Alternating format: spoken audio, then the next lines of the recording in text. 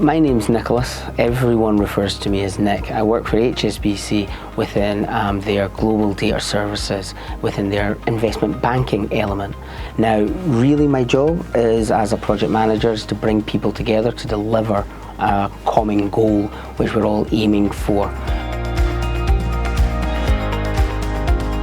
So for me, the most enjoyable part of the role is actually the diversity, getting to meet loads of people. As you might guess already, I also like to talk a lot, so it's always good. Any job that's going to allow me to do that, it's going to be fun.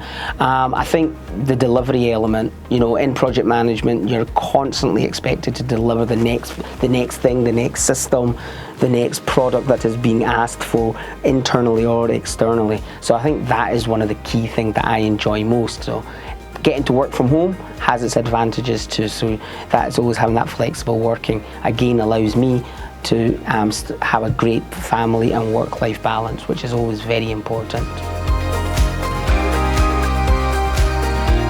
I do love to communicate. I think that's one of the things that, especially when you're a project manager and you're working across a multitude of teams, is being able to communicate both in the written form and verbally. Having a keenness and a willingness to learn from others and develop your skills continuously is probably the greatest skill I have to use while being a project manager. I would also say things like having creative thinking, understanding your mathematics and the economics, so therefore you're trying to understand your logical thinking, because one of the things about working in project management is that a lot of it's decision making, and one of the hardest things about decision making is that there is not always a right answer, and sometimes you've got to do what's best with the information that you've got. So being able to question and have a creative thinking will also help you. It's one of the key skills that I use on a daily basis.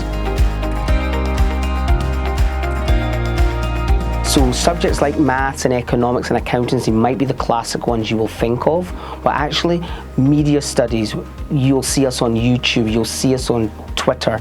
We use those same skills, having a creative mind. With things like sciences, being able to take very complex problems and then bringing them back to simplicity so that someone else could understand it, those are the kind of things. But in summary for me is any subject that you enjoy. But the classic ones like having good English, good mathematics background, having creative subjects, those will probably help you best in our industry. There's a multitude of ways to get into it. One of the great things is that I'm here today working with SDS, and I'm really fortunate to hear that they've got all manner of different apprenticeships. But please remember, these apprenticeships don't just start at school. You can start these apprenticeships at your high school, during your college years, your university years, or even as a mature adult who's looking for a career change. So do not think that once you've made your decision at 16, you'll never get into our industry. The other ways is your classic way. You can do CVs and drop them in.